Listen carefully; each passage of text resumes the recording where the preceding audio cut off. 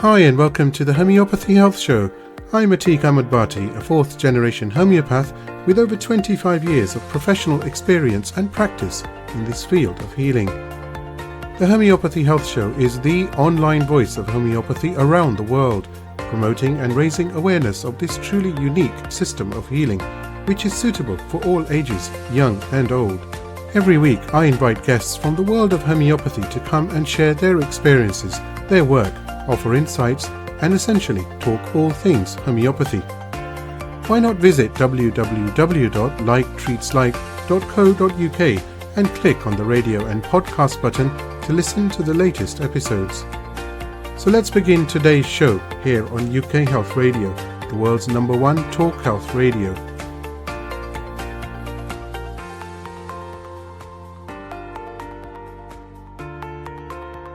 Hi and welcome to another episode of the Homeopathy Health Show here on UK Health Radio. And I do hope you've had a pleasant week. Now, I'm really delighted and honoured to welcome Cristal Skaling-Klopstock to today's Homeopathy Health Show. She is the Chief Executive for Homeopathy UK.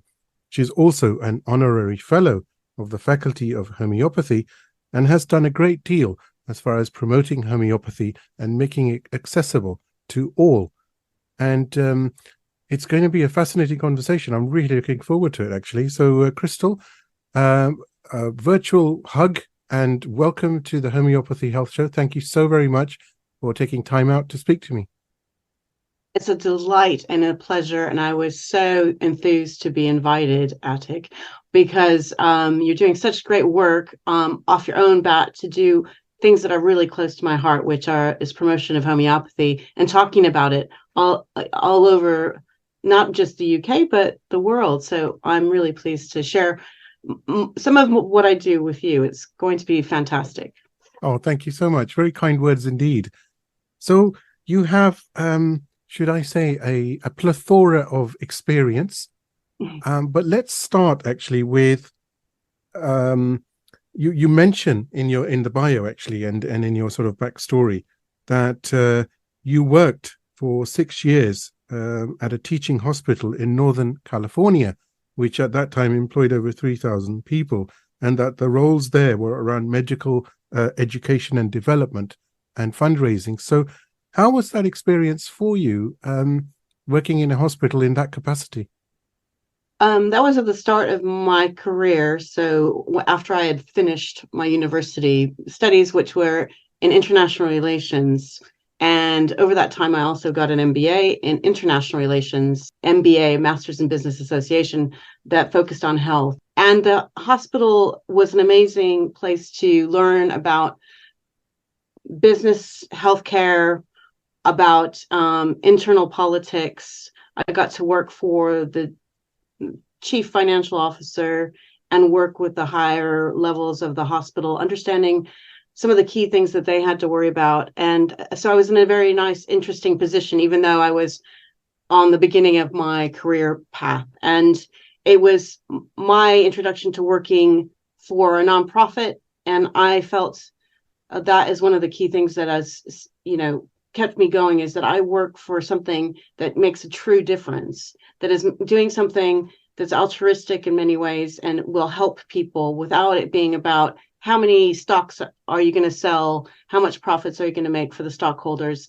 It is about doing something good. And I took that kind of ethos when I went looking for a job when I came here to the UK. It's interesting, isn't it? You mentioned about helping and doing something that gives back to society and to humanity at large. And it's an interesting thing to experience, isn't it? Because homeopaths, as you very well know, are self-employed, and or they're employed if it's part of India, for example. If it's in parts of India, for example, they're employed in a hospital, but they're still technically self-employed. And it's such, you have to experience it to sort of appreciate what I'm going to say next, which is that feeling of really having done, and I say this in the humblest way, of course, is that, but you do feel content, I suppose is the word, that at least you're trying to give back at least you're trying to help. I know it's not easy, and it's difficult at times, and it's easy to say it, but to be able to be self-employed or be able to do any type of work where you can actually give back to society, which really makes a difference, can be so rewarding. And along the way, you can help to change people's lives for the better. And how good is that?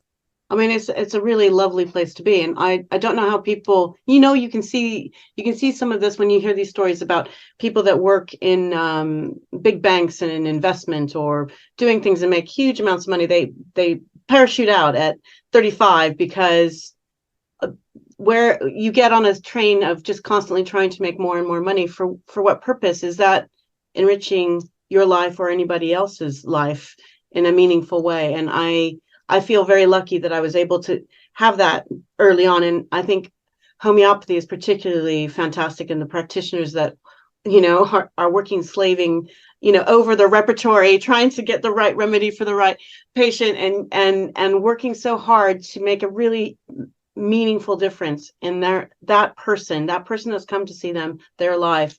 And I think it's just fantastic. And that's why the people I work with, I find just so fantastic. I feel very fortunate with the group of people. They're very thoughtful, empathetic people, surprisingly, or not surprisingly, as you would say. It's wonderful, isn't it? And like you said, the people that you work with, and this whole big community of homeopaths around the world are like one big family. We are a community, and we are a community who really want to serve humanity through homeopathy by helping people get better. Because you mentioned, money. It's not about the money in homeopathy. We know that, certainly. We all I know was going to that. say, I think we know full well what. Yeah. Yeah. It's not about that. Yeah. I don't think I've ever met a homeopathic millionaire. Yeah. So it's about giving back, and it's about caring, and it's about compassion, and showing or helping, giving a helping hand or a shoulder to somebody, and then to help them on a journey to recovery. And it's such a beautiful place to be in, and the like-minded individuals, this whole beautiful, amazing community of homeopaths around the world, we all share this one goal, that we're serving humanity through homeopathy, whichever modality within the umbrella we choose to use, and yeah. I was going to say, I think that is the wonderful thing, that people that practice homeopathy, when they get past any kind of small differences, there's so much they have in common that it's hard not to be working together for the betterment of homeopathy, really, and to get more people seen and wanting to see a homeopath. So it keeps me going in my job, definitely. Which actually does take us on to Homeopathy UK. Now, you say that you were appointed CEO of the Faculty of Homeopathy and the British Homeopathic Association. We know now that the British Homeopathic Association, the BHA, is now called Homeopathy UK. And this, you were very instrumental in restructuring this, and you have now become a full-time CEO of just Homeopathy UK.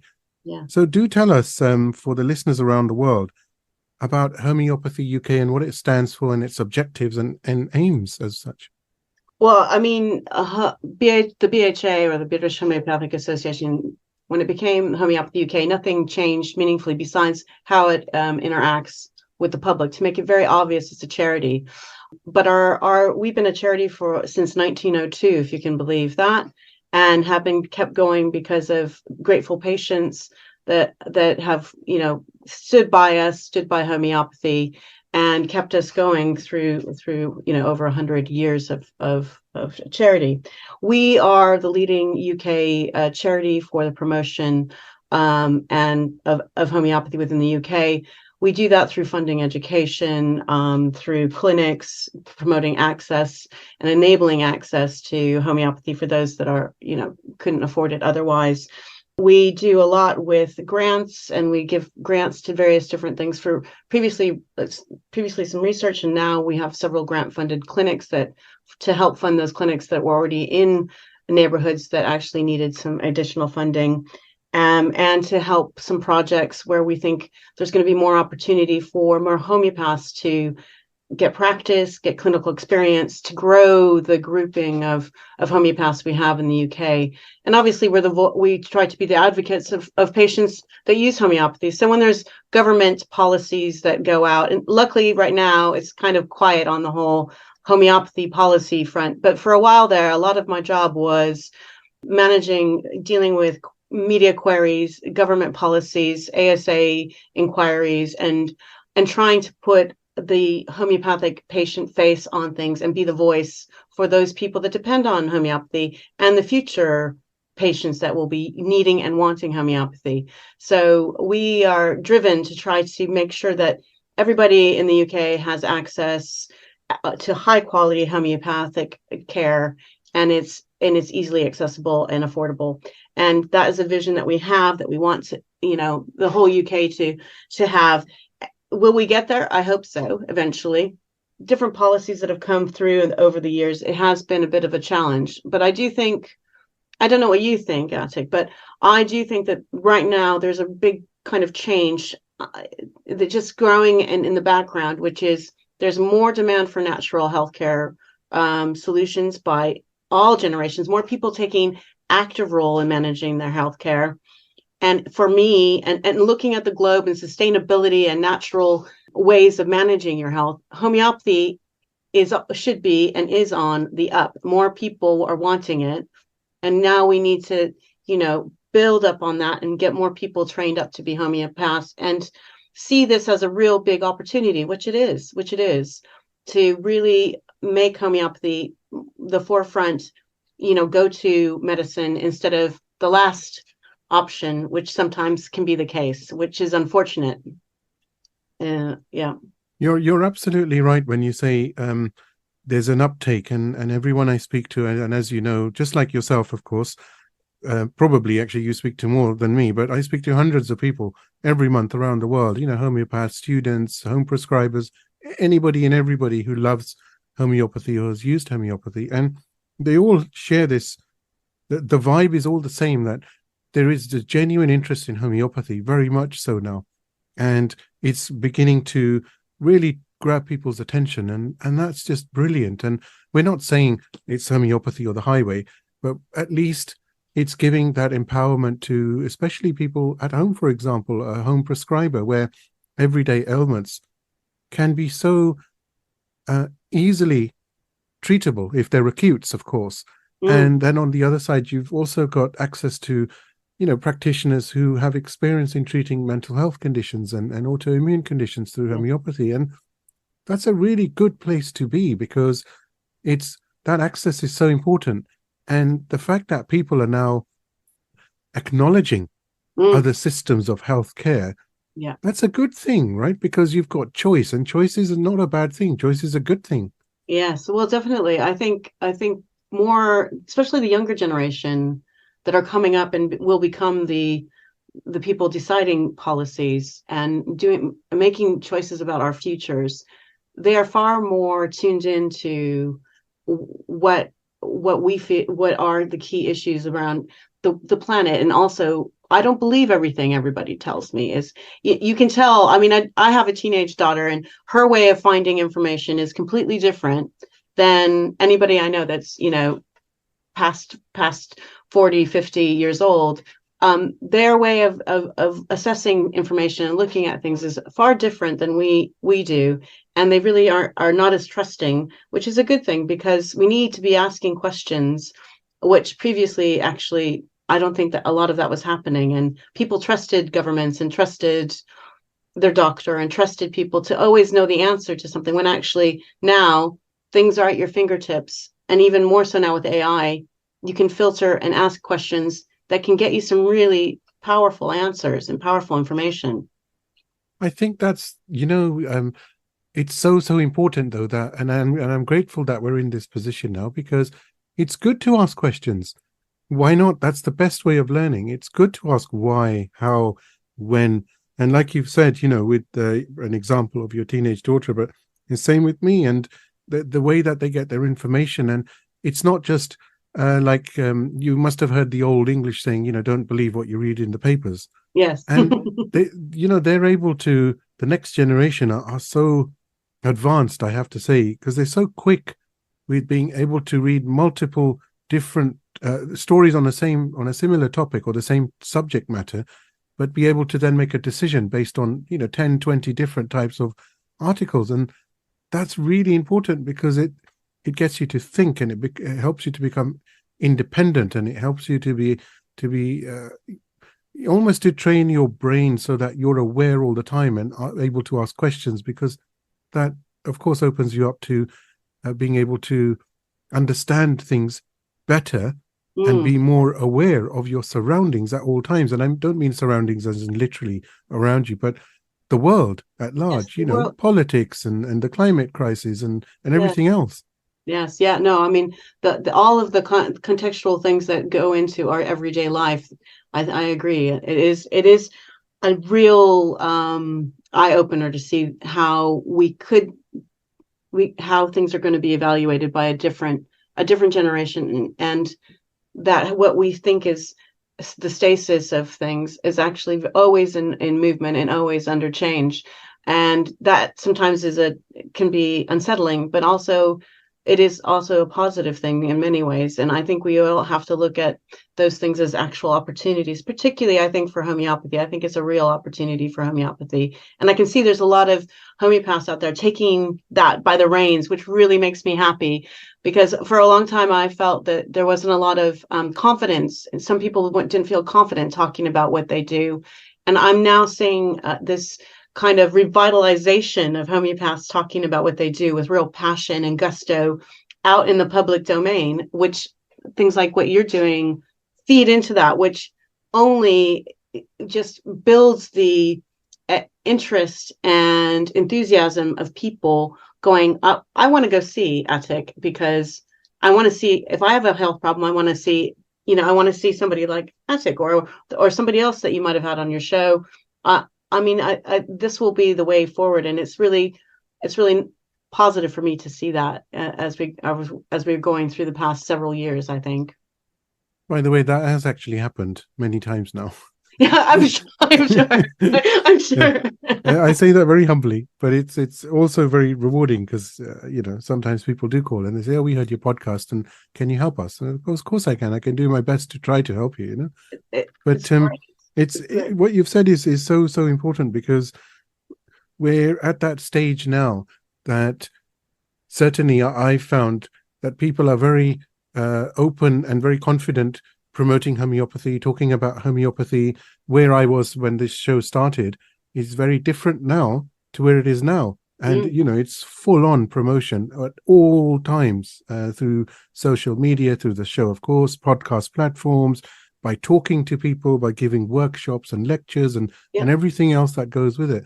And like you've so eloquently said, it's that community of homeopaths. It's creating this buzz, and I think that's so important, where different people are doing different things around the world, and it's lifting the status of homeopathy. And that ties in with you've heard of the film Introducing Homeopathy. And, that's also something that's a big deal. It's the first time where homeopathy is being presented on screen in a cinematic experience, for want of a better word, that this is what homeopathy is. These are the case studies. These are the examples. This is the research. And it's bringing homeopathy to the doorstep, or it's going to certainly do that. And it's making it tangible. It's, you can touch it, you can feel it, you can put it into perspective, and you can sort of think, oh, wow, this is really something I should try, rather than say, I don't know anything about it, Yeah, well, exactly. I mean, I think a huge bit of work that has gone on over my tenure is working on communications and building up that knowledge base to hopefully get people and practitioners to speak, and as well is just being confident for patients so that they can feel happy sharing their experiences. Now, not everybody wants to share what they had health-wise wrong with them, and because that's personal to them, but a lot of people are very happy to share these great experiences they have with homeopaths.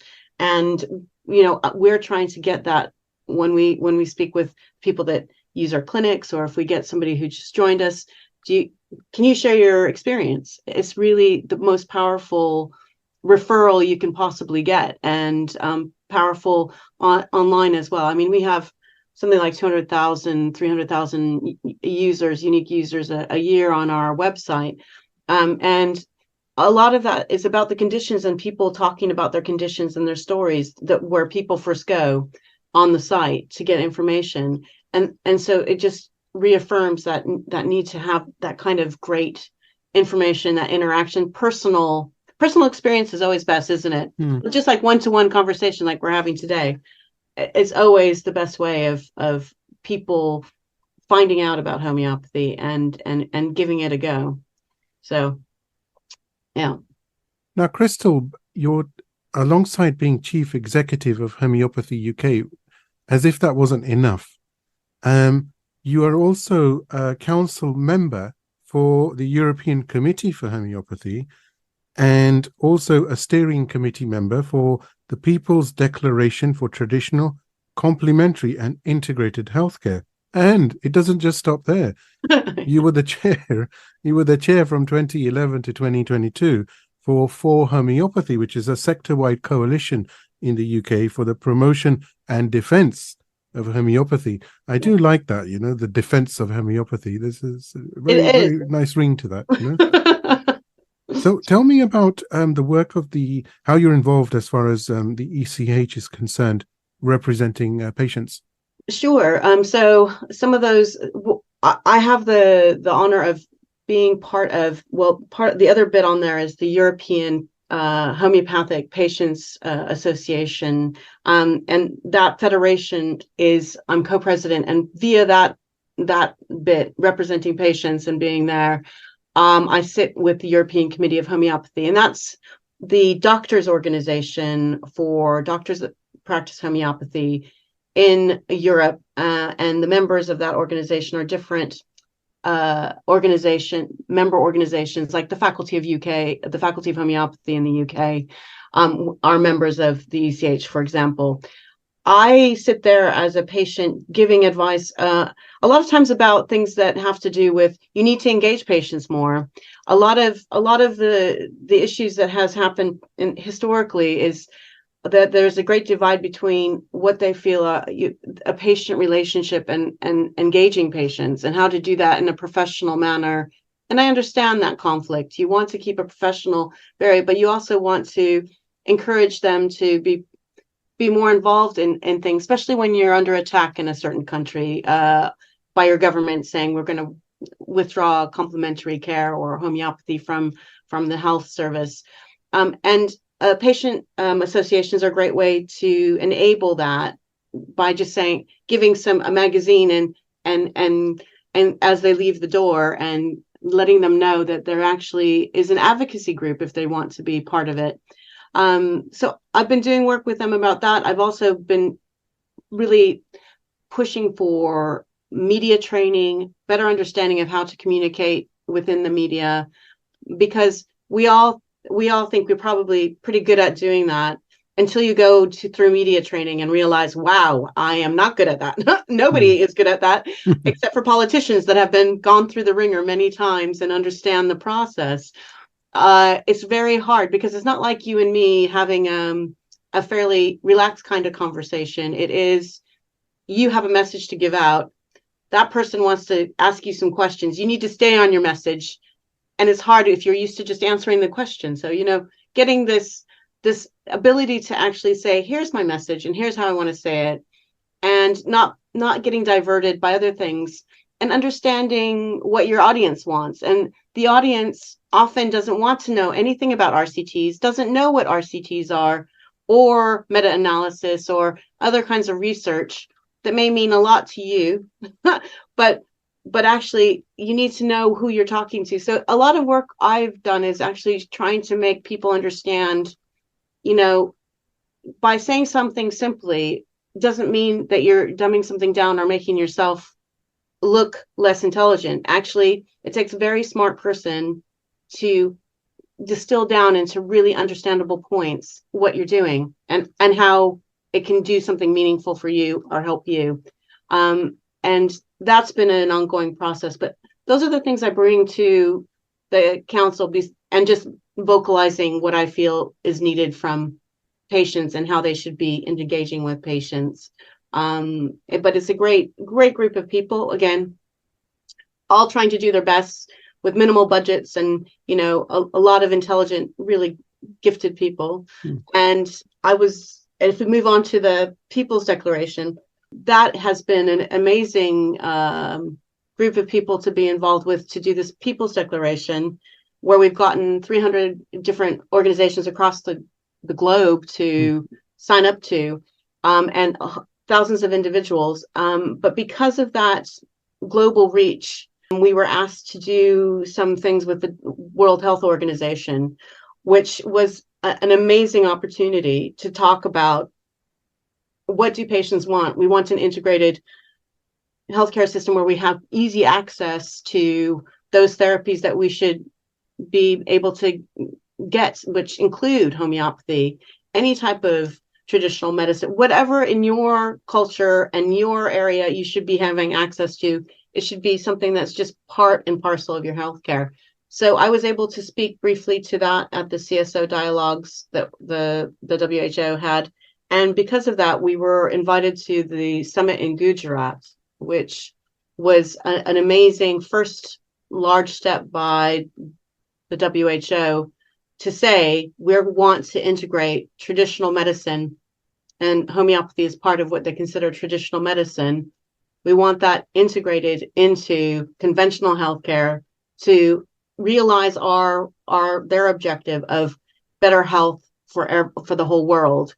And it was a very important step. But of course, WHO is a massive organization. These are big, meaningful steps. And now it's about trying to make them accountable and trying to engage with them to get dialogues within nations to actually have some meaningful change, which is a really nice platform for us to all be on at the moment. Because before they weren't giving anybody any looks in, I don't think so. Well, congratulations on that. That's actually very inspiring as well. And the fact that it's achieved something is even greater. It's so good. Yeah, well, I mean, it's not. It was down to lots of things going on. So I think with everything, we all put in a lot of work to do things, and sometimes we're very fortunate timing wise, or how things have worked out. But it's been an interesting experience going to WHO and seeing some of the internal workings there with their different departments, and it will be an ongoing learning experience. I'm hoping. I was going to ask you, just as you were saying that, I was thinking that one of my guests, Jock Gede Kathiasa, he's a Balinese homeopath, Balinese Australian homeopath. And he was saying that in Indonesia, 95% of the population grow up with natural medicine. And it's a no-brainer, literally. Mm-hmm. And of course, they have access, to other conventional healthcare as well. Mm-hmm. And then we see in India, and you've been to Gujarat, you mentioned, we see that there's clinics and doctors at every corner of the street. Literally, there's homeopathic hospitals, and it's very integrated. But then in the West, it's so different, isn't it? In India, you're seeing, for example, 50 or upwards of 100 patients a day, literally. Oh yeah, And here, it's very, very, very different in the West. Yeah. We know. Where do you see that?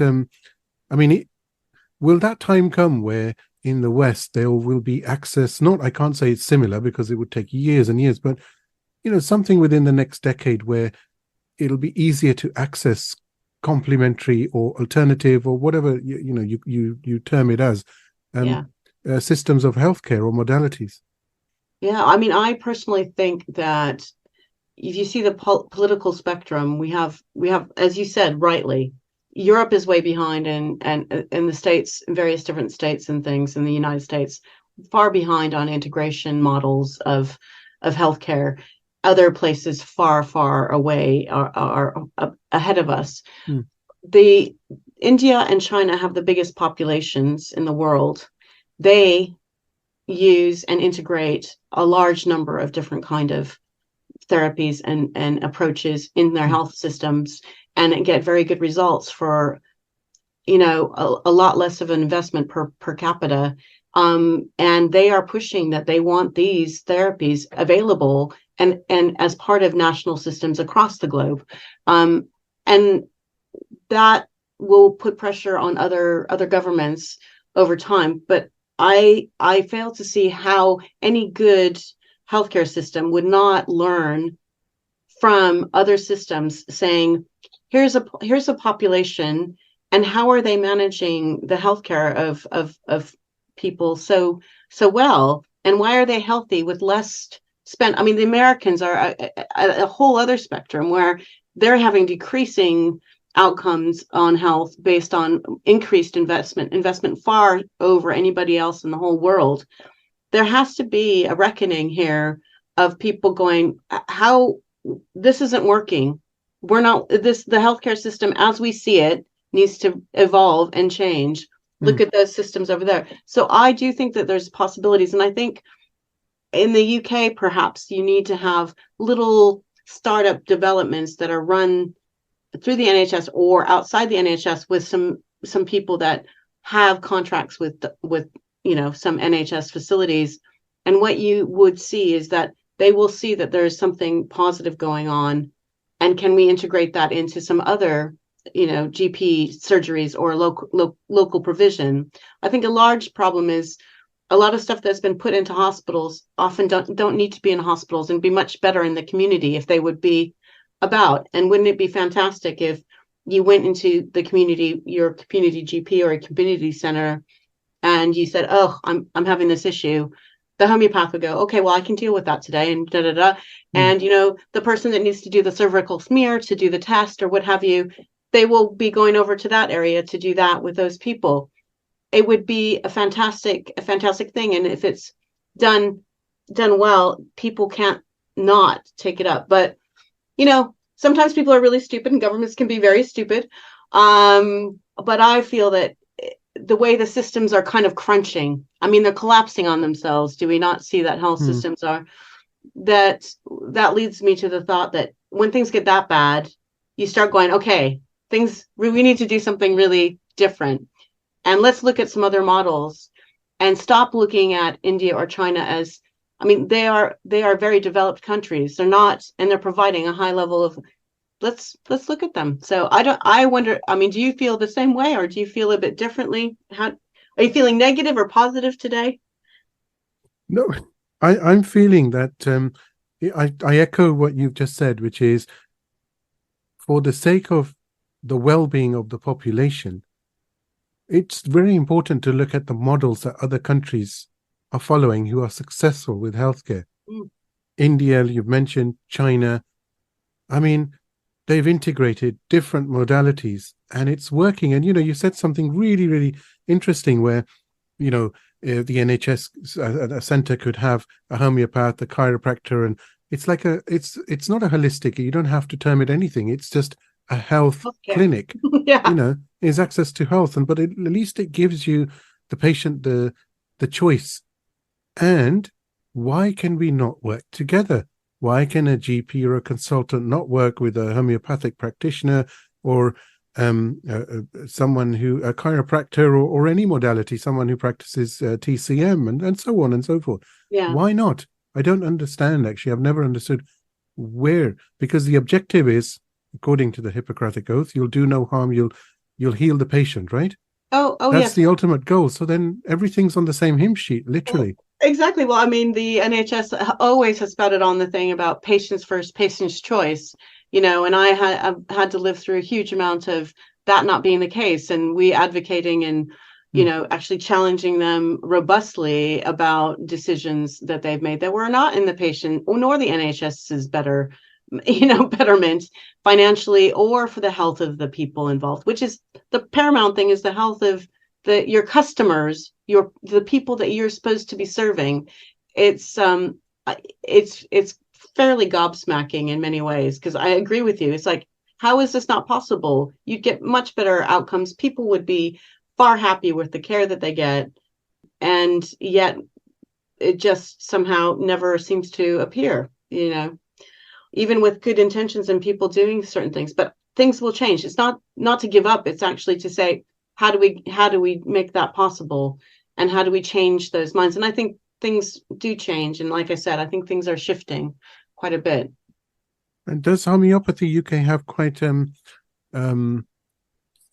relationship with the NHS as far as this specific element of integration, not necessarily for homeopathy, of course, but generally the model has to be there, and then one can think of the modalities, right? Oh yeah, I mean you could do. No, I have with the NHS, I haven't had meaningful interaction with the NHS because they basically see the word homeopathy and run scared for some reason. Which is unfortunate. I think integration of if something was launched that, and I obviously have tried to liaise with different organizations, and I think finding a good mix of people, it will be that there's going to be some people that somehow will manifest and do something great together, because I know there's a lot of people out there, including doctors and other health professionals, that would like to have complementary medicine, any types of therapies integrated, because they use it and they find it beneficial. They know that it's far less intrusive, far less likely to cause, adverse reactions or serious damage. So I think there's a lot to be said, and especially in particularly with women who are pregnant and childbirth, and with midwives. I think there's a real opportunity there. We've tried many times to do certain things, and like I said, doesn't mean you give up doing it. It's just that it doesn't, if it didn't work the first time, what are we going to try to do a different time? And the context and the environment will change eventually. I mean, one of our big things is we have charitable clinics that we run throughout the UK. We have 9 that we fund and run directly, and then we have another several that we grant fund, like 4 other ones. And that's because the NHS had made the decision to defund homeopathy and make it much more difficult to get it on the NHS. So we decided that we would invest money that we had, grow a network of clinics so that people could have access free at the point of service if they can donate, but they can also go free of charge and have an experience and have a homeopathic consultation, because there's nothing now really accessible throughout the UK. Before there was some access through the NHS, but not very much. And now it's very small. There's just basically in Scotland, and if you're lucky and can get a referral to the Royal London Hospital for Integrated Medicine, you may be fortunate enough to get a homeopathic practitioner. It's very inspiring to know that about the charitable clinics. Do share where's an example of where one is and how that works and Sure. the access. Oh, that would be really, really nice to share. Our very first clinic was in Norwich. And so we looked and found a practitioner to do something. And that's been going since, I think, 2014, October 2014. And what we run is, because we're very aware of the challenges to practice as a homeopath and to earn a living and be in practice, the clinics are only run, it's not every day, it's actually only a few hours every month. So it's usually two clinics per month, and each clinic is a 3-hour session. So in those 3-hour sessions, we usually have an initial consultation and a few follow-ups. And if you have more follow-ups, then obviously you can fit more follow-ups in that time space. And with that, we found that we had really great feedback. We had real engagement. The practitioner absolutely loves doing the clinics. There are people that really want to try something and have this opportunity to access homeopathy, so they do so. And because of that, then we grew that offering, and we've been very fortunate. We've had some homeopathic organizations that are grant funders help in their region to help fund some clinics. So there's the SHRET, which is the Scottish Homeopathic Research and Education Trust. They help to fund the clinics that we have in Scotland. We also have the Northwest Friends, who help do the Liverpool clinic, which is a very popular clinic. And I love answering the phone when a patient calls me up asking a question, because I love the Liverpool accent. Yeah. And then we have the Blackie Foundation Trust, who gives us a grant fund to just help with all of the clinics. And we also are trying to integrate more education into the clinic, so that we have an opportunity for those that are at their advanced stage in their homeopathic training to observe clinic, or to provide clinic, and to ask questions of the practitioners, so they can enhance their learning, their confidence, and go out and become a homeopath that can go join the ranks in the different registers, and we can have more homeopaths out in the UK that can help us get more patients. And it's a virtuous circle, as we say. Virtuous circle. It's wonderful, and I'm sure these clinics are really, really busy, and they must be getting even busier. I know that the pharmacies have been very busy. We have been very busy with people wanting to book appointments. The work of Homeopathy UK is incredible, and for those who wish to support, please do share how they may do that. Oh, that would be lovely. I mean, you can go onto our website, which is homeopathy-uk.org, and there's a donate button. And as you donate, you also get our magazine. I think a lot of people in the UK know the magazine. It's Health and Homeopathy. It's a really lovely magazine. It's great for the public, but I've noticed also when I meet practitioners at different things, they are going, "I love the magazine. And they know it's more public based, but they do enjoy the magazine because it's a nice read. It's a nice flip through on a Sunday afternoon, and it gives you some books to read. It also gives you cases and things of that nature. But we welcome any kind of donation, and you can do that easily online. And you can always ask us questions at info@homeopathy-uk.org. And if you have a question about homeopathy or training or anything we do, somebody will respond. Probably me. It'd probably be me. Ooh. But or someone else on my lovely very staff. Lucky indeed. Yeah, it's a small group. I mean, I think we do a really fantastic job with a very, very select, shall we say, number of staff members. And that is I've been very fortunate with really fantastic people that are involved with the charity, both as trustees and as staff. So there's about 6 of us in total. If you do, like, if they were doing, or 5.5 in full-time equivalents, but it's about 7 people in total that work different time. Some work on a full contract, full day, and other people do a few days out of the week to keep everything ticking over. But as you well know, it takes a lot of determination to do social media postings, to do the website, to make sure you're getting everything you need to get out. So all of that stuff we do that so carefully to make sure we maximize the donations we get. So, and we're very, very thankful and grateful for those donations and legacies that have kept us going, and hopefully will keep us going long time into the future.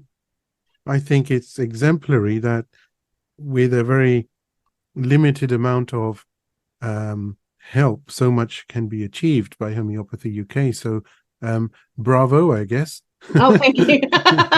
Thank you. A round of applause. I can give you a virtual round of applause. Oh, yes, that's I appreciate any type of applause, virtual or otherwise. It's thank you.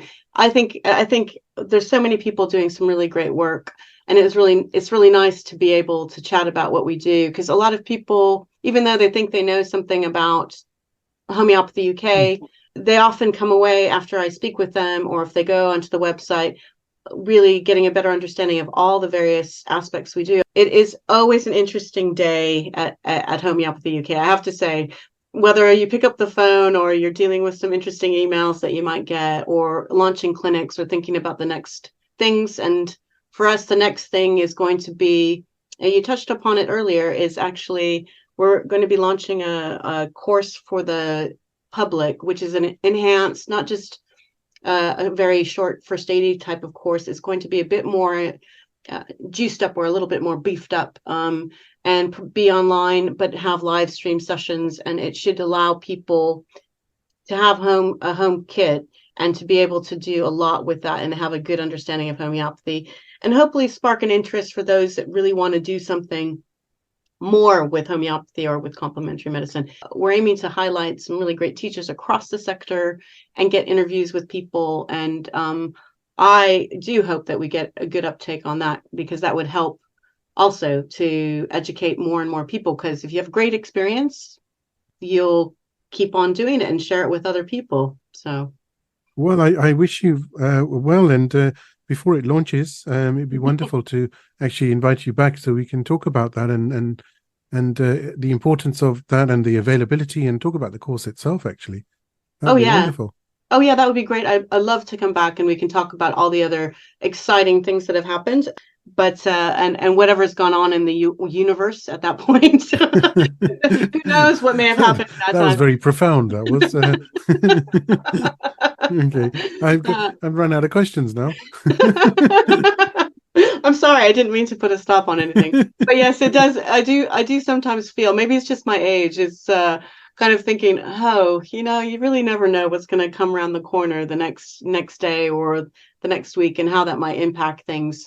I am absolutely on the same page as you, and I don't know if that's an age thing because I'm thinking, and I wonder, and then I wonder why I'm wondering, you know, and it's just like it's not a very nice circle to be in, and I'm thinking, snap out of it, come on, Yeah, well, exactly. I mean, I think it's good to be theoretical and think of these bigger questions. Those are they're good to mull about, but generally, I think things will remain constant in certain ways, and we will do what we do and drive some change in a positive direction is generally what we thrive to do, and get more people to use homeopathy in the UK, really.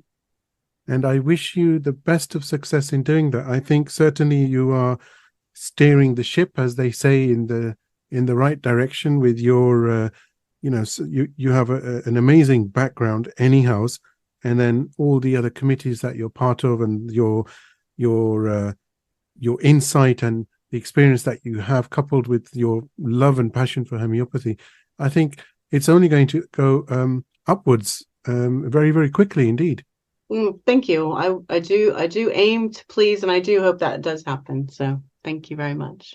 It's been an absolute honor to have you on the show, and I really look forward to talking to you again in the near future, and we can talk more about Homeopathy UK and what, especially that the course that you mentioned. So I hope we can talk about that. I think that's really an important addition for anybody wanting to know more. Thank you. Thank you. It will be a real pleasure, and it's been a real pleasure to be here, Atik. Thank you very much for having me. I do hope you've enjoyed this week's episode of the Homeopathy Health Show. Please do support the show by clicking follow on my socials. Remember, the more exposure the podcast receives, the better for homeopathy around the world. You can find me on Instagram by searching for @like_treatslike, and on both Facebook and TikTok by searching for @LikeTreatsLike. So let's promote the voice of homeopathy on radio and podcast around the world together. Don't forget to visit me online at www.liketreatslike.co.uk and click on the radio and podcast tab. Here you'll be able to see all the guests that have joined me on the show so far, and of course you can stream on demand the latest episode to your mobile, tablet or PC. Until next time, stay safe and take care.